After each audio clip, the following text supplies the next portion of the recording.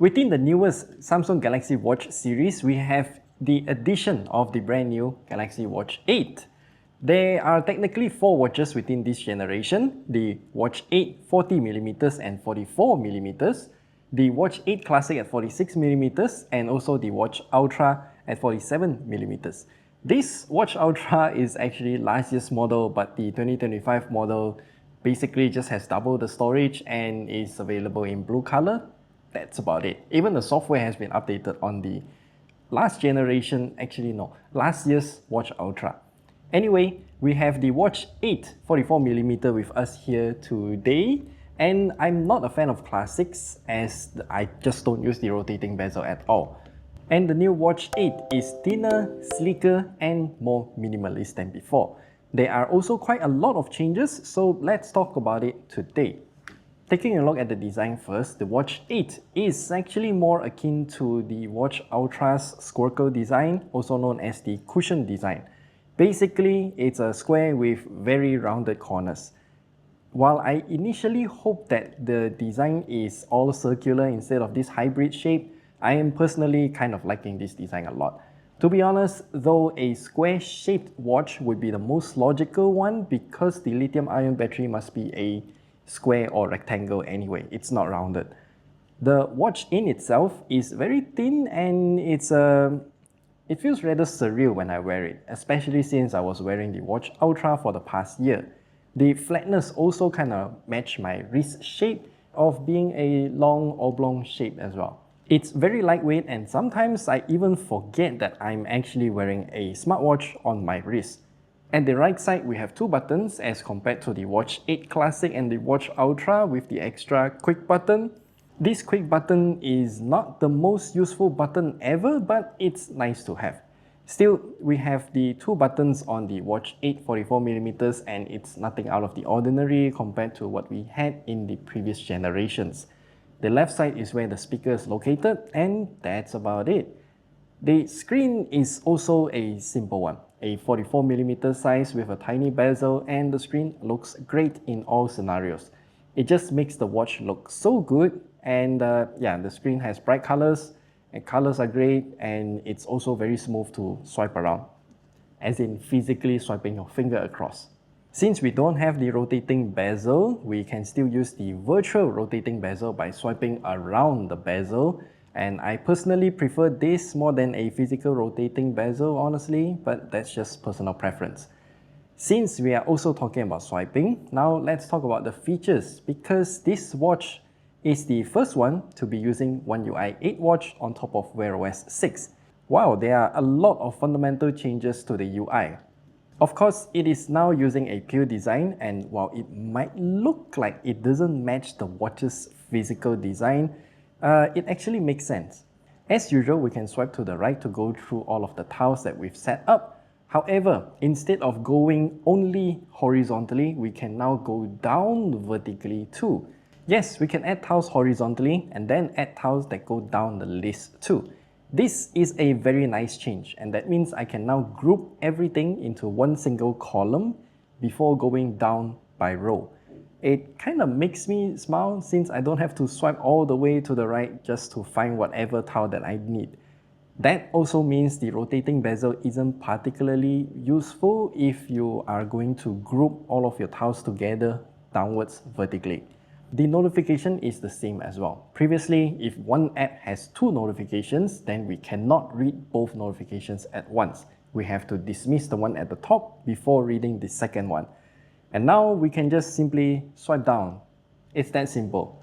I wish I can show you how notifications used to work last time, but I've already updated the Watch Ultra to One UI 8 watch. The update came quickly and out of nowhere actually. One complaint that I have though about the Watch 8 is how weak the vibration is. I can barely feel it. And now the health features. I'm not going to talk about the accuracy of the tracking and whatnot because there are more qualified YouTubers testing it out, and I recommend you to check out this channel instead.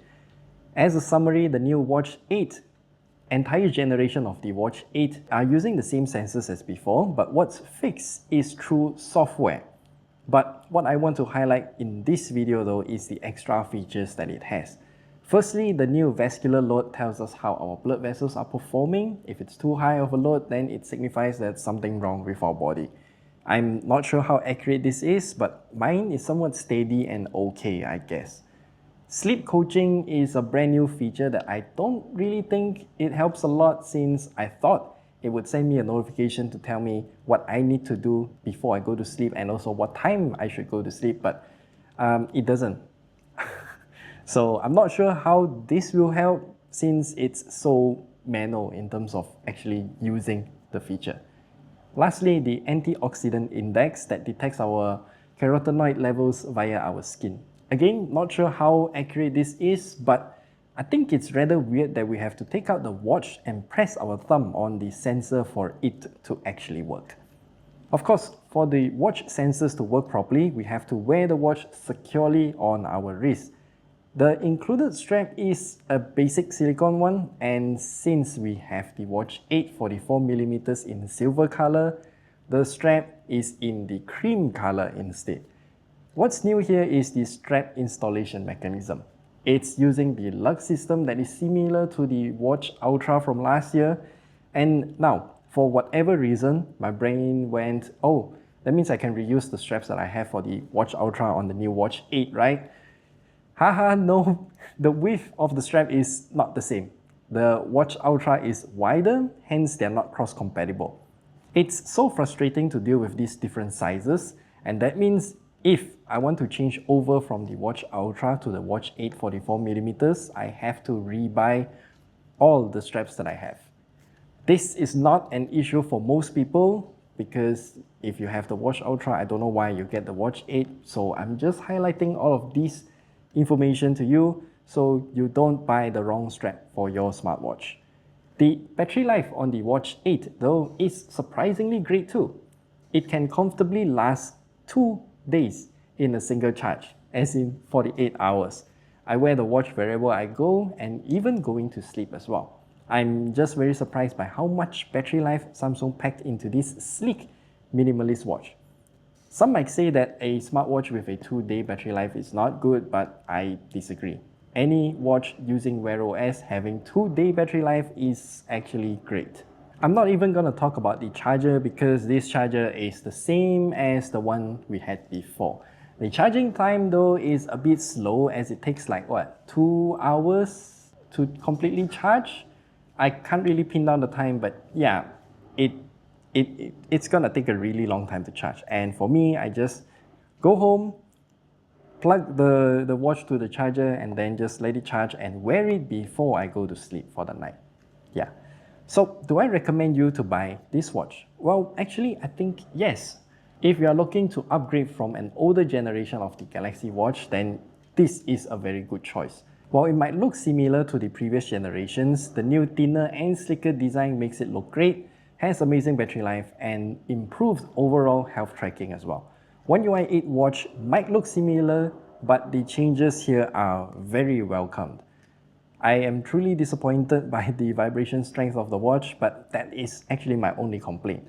The links to purchase the Watch8 are down in the description below, and also check out the Watch8 Classic if you're into the rotating bezel as well. So yeah, if you have any other questions, then do leave them down in the comment section below, and we'll see you guys in our next video. I'll probably still stick with the Watch Ultra, but we'll see how things go.